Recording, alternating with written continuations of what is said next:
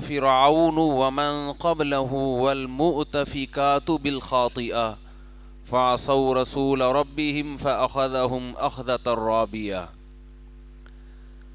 قوم عاد اور قوم سمود کی ہلاکتوں کے واقعات اللہ نے اس صورت میں بیان کیے ہیں۔ ولید کہاں ہے بھائی؟ آواز صحیح نہیں ہے۔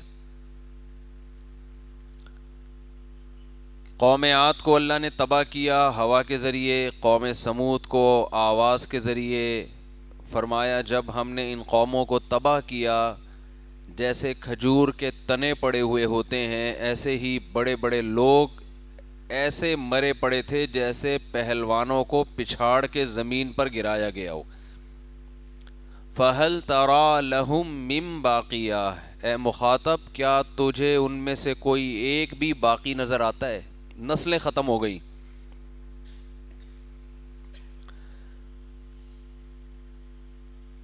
فَهَلْ تَرَى لَهُم مِّن بَاقِيَةٍ وَجَاءَ فِرْعَوْنُ وَمَنْ قَبْلَهُ وَالْمُؤْتَفِكَاتُ بِالْخَاطِئَةِ۔ اللہ نے فرمایا یہ حال ہم نے صرف قوم عاد اور سمود کا نہیں کیا، فرعون اور بہت سی بستیاں جن کو ہم نے الٹ دیا، زلزلوں میں ہلاک کیا، وہ بھی اللہ کی نافرمان تھیں۔ بالخاطئہ، وہ بھی جرائم کی مرتکب ہوئی تھیں۔ یعنی صرف قوم عاد اور قوم سمود ایسی قوم نہیں ہے جس کو جرم کی وجہ سے ہم نے ہلاک کیا ہو، بلکہ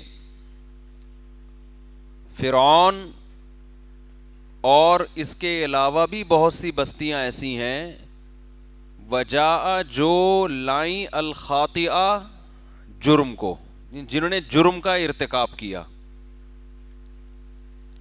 وہ جرم کیا تھا جس کی وجہ سے اللہ نے ان قوموں کو تباہ و برباد کر دیا؟ فَعَصَوْا رَسُولَ رَبِّهِمْ، رب نے جس کو اپنا نمائندہ بنا کے بھیجا، جن لوگوں کو کہ یہ میرے نمائندے ہیں، یہ میرے سفیر ہیں، یہ میرا پیغام تم تک پہنچائیں گے، انہوں نے ان سفیروں کی بات نہیں مانی۔ فَأَخَذَهُمْ أَخْذَةً رَّابِيَةً، اللہ نے ان کو پکڑا، تھوڑا پکڑنا نہیں بلکہ بہت زور سے پکڑا اللہ نے ان کو، بہت بڑی تباہی میں ڈالا اللہ نے ان کو۔ یہ بات خوب سمجھنے کی ہے۔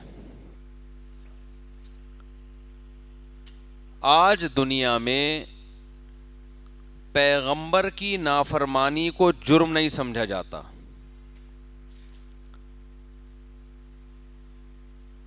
ہمارے ہاں ایک بہت بڑا طبقہ ہے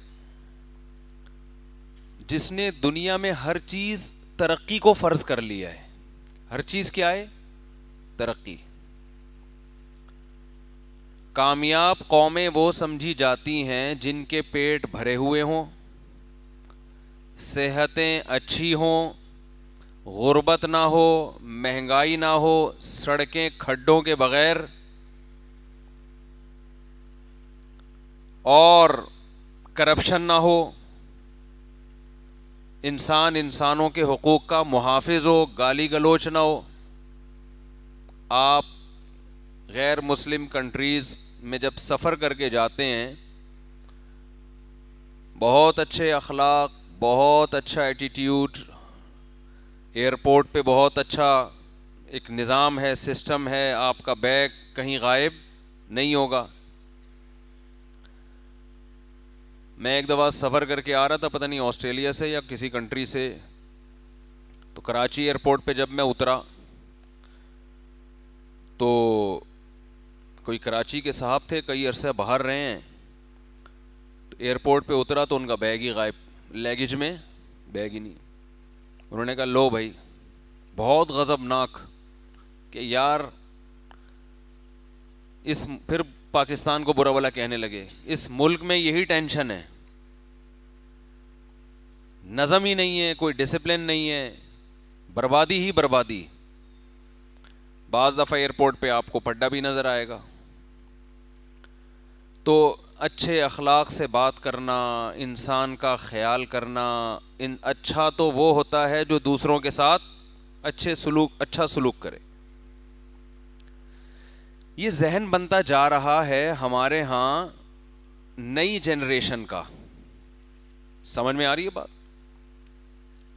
اچھا ملک وہ جس میں مہنگائی نہ ہو، علاج اچھا ہو، سانس آپ اچھی ہوا میں لیتے ہوں، گاڑی کے ٹائروں میں بھی جو ہوا بھری جاتی ہے نا وہ بھی بہت اچھی ہوا ہو. ناکام وہ لوگ ہیں جو غربت اور مہنگائی میں ڈسے ہوئے لوگ، غربت اور مہنگائی کے ڈسے ہوئے، بیماریاں ہوں، وبائیں ہوں، صاف پانی نہ ملے پینے کو. یہ چیزیں بھی ضروری ہیں، اس کا کسی نے انکار نہیں کیا. اور جب یہ نظریہ بنتا ہے نا، جس قوم کا یہ نظریہ بن جائے کہ ہمارا بڑا مسئلہ کپڑا ہے، روٹی ہے، صحت ہے، گھر ہے، یہ ہمارے بیسک مسائل ہیں، تو ان کو پھر قوم عاد اور قوم سمود کی باتیں سمجھ میں نہیں آتی. پرسوں کی بات ہے، پتہ نہیں ترسوں کی بات ہے، کسی نے مجھ سے سوال کیا، ایک خاتون بڑی لبرل خاتون ہے، وہ کہتی ہے میں پردہ کیوں کروں، ہمیں پردے کی کیا ضرورت ہے، جب پردہ نہ کر کے بھی ہماری عزت محفوظ ہے. انہوں نے کہا یورپ میں کوئی ہر عورت کے ساتھ کوئی زیادتی تو نہیں ہوتی، وہ تو بے پردہ گھومتی ہیں، وہ تو لائف کو انجوائے کر رہی ہیں، جس سے چاہیں دوستی لگائیں نہ لگائیں، تو وہ پردہ کی کیا ٹینشن، یہ بلا وجہ اپنے آپ کو ایک باؤنڈ کیوں کر لیں ہم.